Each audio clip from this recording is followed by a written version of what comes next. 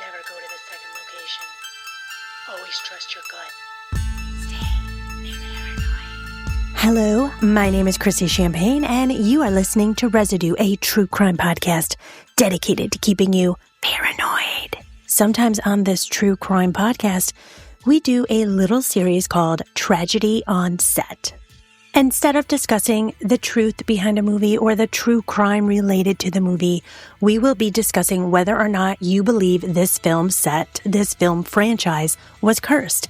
I've covered the Poltergeist franchise, The Crow, The Exorcist, we did Amityville Horror, and today we're going to be digging into The Omen. I always feel like somebody's watching me, and I have no privacy. Don't forget to hit that follow button so you know to meet us back here every single Tuesday at midnight. And also follow me on Instagram at Residue Podcast, on TikTok and Facebook at Residue, a true crime podcast. And the best thing you could possibly do to help me out, because as you know, if you're a longtime listener, I write, produce, edit, research, create, host this show, and leaving a 5-star review is the absolute best thing you can do to help me out if you are enjoying the show. You Residues rule, and I am so happy that you are here with me today to get a little creeped out talking about the 1976 The Omen.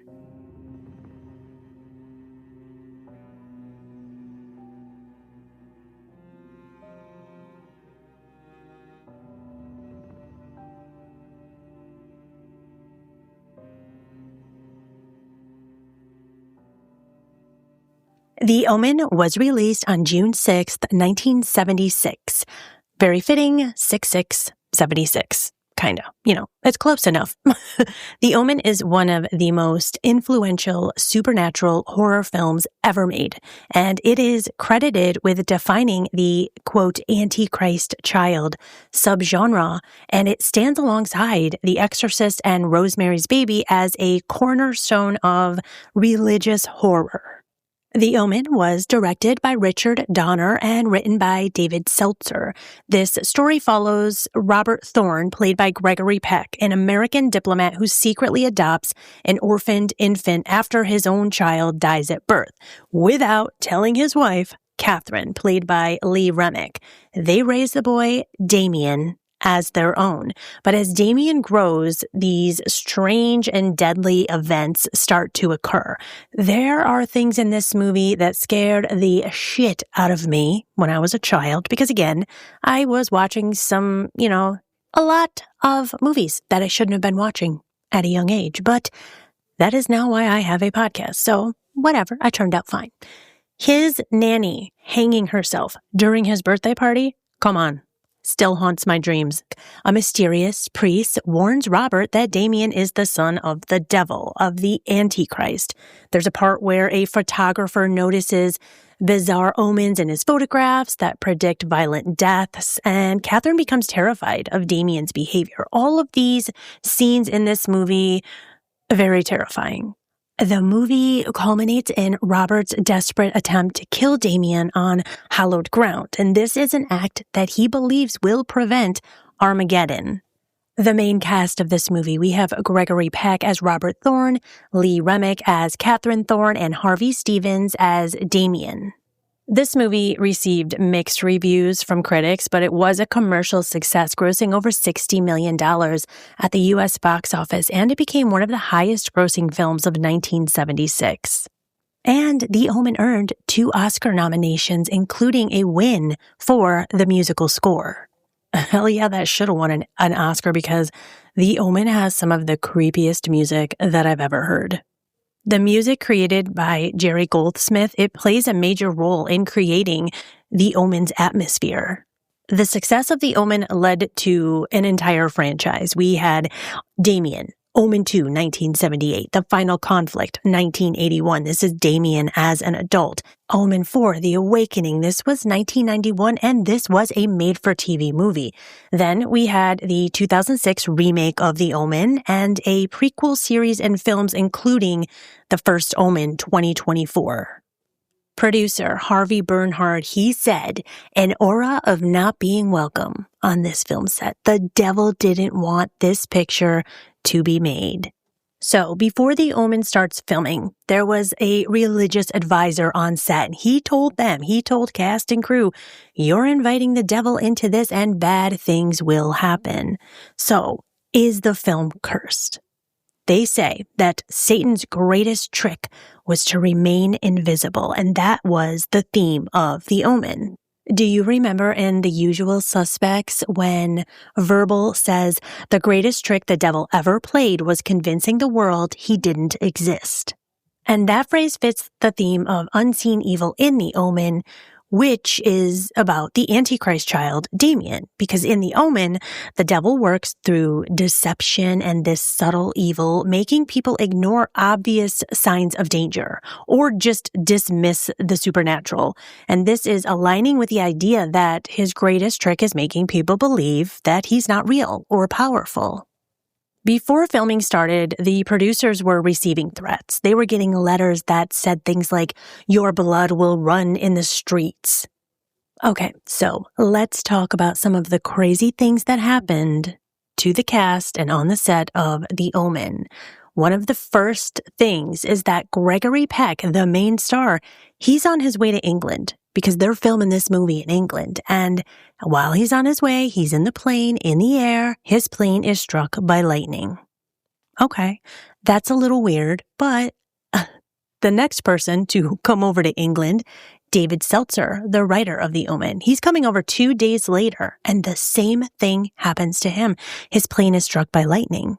Okay, 2 lightning strikes. That's, it's creepy. So Gregory Peck had a flight planned before the one that got hit by lightning.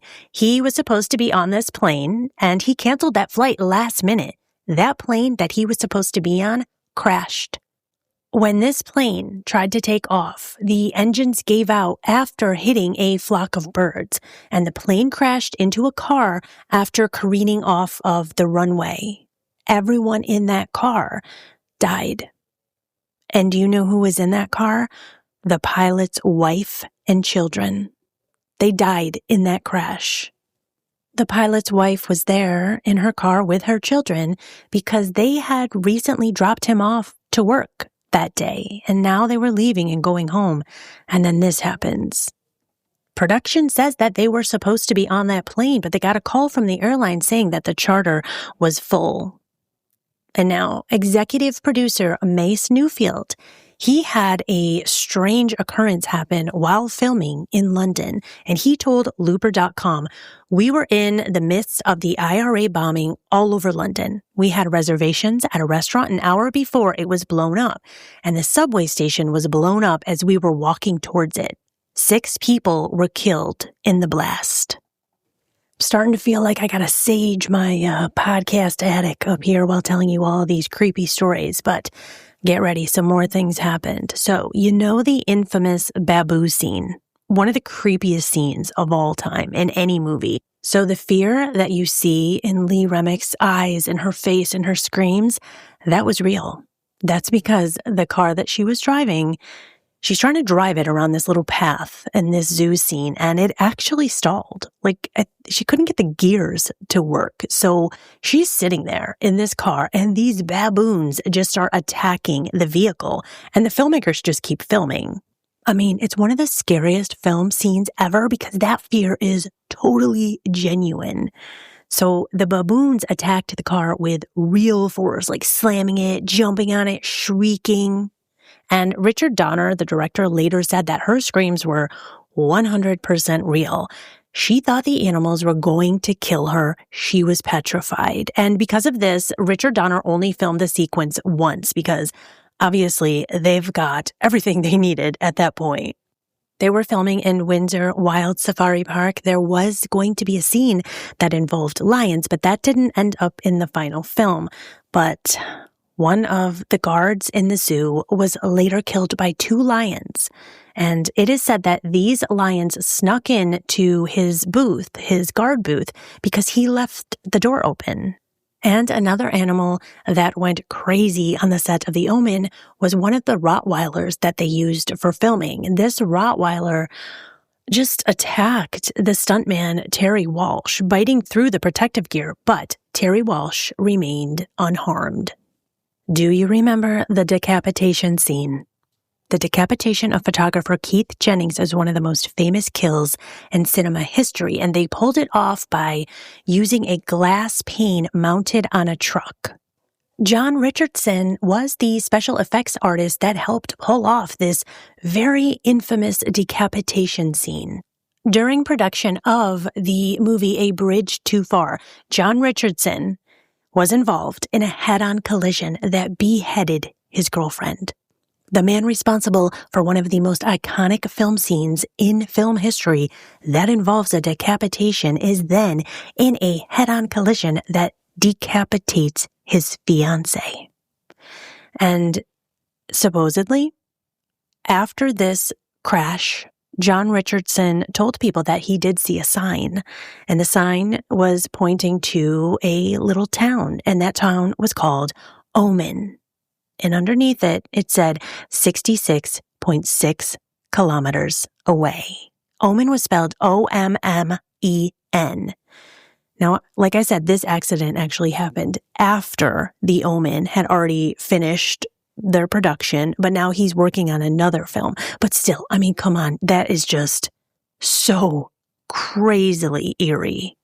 People sensitive to these forces, these evil forces, say that the production opened an active gateway and that the curse targeted people who didn't believe in it because that disbelief made them careless.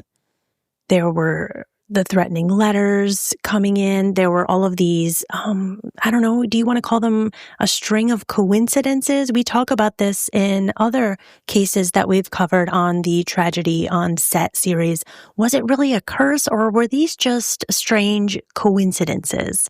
One of my main sources for today's episode was the docuseries Cursed Films. You can find that on Prime. And in this episode, they're discussing the gorilla experiment, the invisible gorilla experiment. And this is a famous psychological study that demonstrates inattentional blindness, where individuals fail to notice an unexpected stimulus in their visual field while they're focusing on a different task.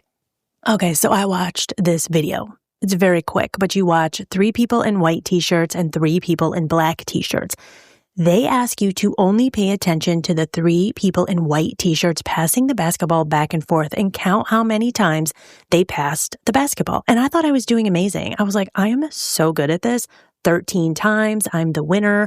And then they come back and they ask you, did you see the gorilla? And no, I didn't. I don't know. Maybe I'm dumb. But I've never seen this test before, and I did not see the gorilla at all. I wasn't paying attention. I mean, I was paying attention, but I was only paying attention to what they told me to pay attention to, which kind of scares me since I'm over here always preaching, stay paranoid, stay safe, always be aware of your surroundings, and I'm over here not even noticing a whole-ass gorilla in my face. To what extent do people not see things in their environment by being focused on one thing you might miss when it's right there in front of you? And they also give an example about Mark Chapman, John Lennon's killer. Now, he's standing in front of John Lennon's building all day. He's waiting to kill him. He's sitting there trying to decide, should I do this? And then he sees Mia Farrow walk past him. Mia Farrow from Rosemary's Baby. And she's headed into a hotel. She's headed into the Dakota. And the Dakota was used in the filming of Rosemary's Baby, which was filmed by Roman Polanski. Roman Polanski, who was married to Sharon Tate, who was killed by Charlie Manson's gang. And then we have Helter Skelter. Helter Skelter is associated with Roman Polanski, with Sharon Tate. Helter Skelter, John Lennon. Mark Chapman took this as a sign. He's only seeing the signs that he wants to see, and he's correlating them all together into one big sign that he should kill John Lennon. So at this point, you guys probably think I'm super stoned right now because this is not my typical format, and I'm going down all these weird, rabbit holes trying to show you that the Omen was cursed, or am I trying to show you that the Omen was not cursed? I'm basically asking you, was this a series of tragic coincidences stitched into a single narrative? Because we are wired as humans to find patterns. I guess when I heard the part about the two planes being struck by lightning, I'm like, okay, that's kind of freaky. But if the devil really was at play, wouldn't he really try to do something to that plane? You know what I'm saying? Wouldn't the devil really throw a little extra lightning against that plane? And if the plane did go down with the main star on board, they're just going to get someone else to play his part. I don't want to get all, morbid here, but yeah, they're not just going to stop the production. They're just going to hire someone else. It's Hollywood. Come on. Gregory Peck had always been first choice to portray Ambassador Thorne. I mean, from the very beginning, they were like, the only person we want is Gregory Peck. And the studios kind of pushed back on that because they didn't want to cast Gregory Peck as a child killer.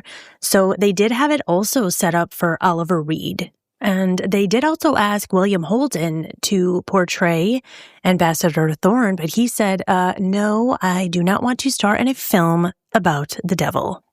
So, in conclusion, in the beginning of this production, in the beginning of starting to write the script for The Omen, they were told, you guys are treading on thin ice. The Antichrist would not want this picture made. And director Richard Donner says, if we were making a comedy, you would have remembered all of the funny things that happened on set. And if we were making a love story, you would have remembered all of the times that people broke up and that people got married and people fell in love on the set. But we were making The Omen.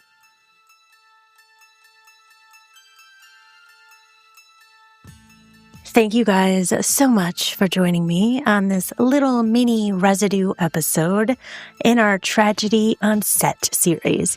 Sometimes I just gotta take a tiny little break from the true crime. Thank you so much, and don't forget to stay safe and stay paranoid. Stay paranoid. And don't forget to jump on over to Spotify and let me know in the comments if you believe that there is truly a curse on the film The Omen, or do you think it's just a string of strange coincidences?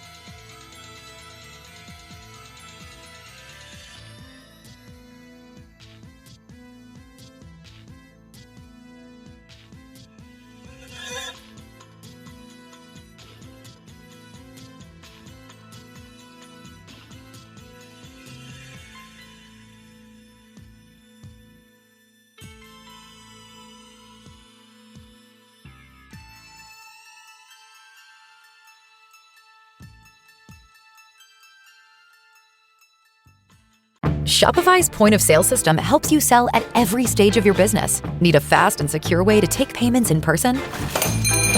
We've got you covered. How about card readers you can rely on anywhere you sell? Thanks. Have a good one. Yep, that too. Want one place to manage all your online and in-person sales? That's kind of our thing. Wherever you sell, businesses that grow with Shopify. Sign up for your $1 a month trial at shopify.com/listen. Shopify.com/listen.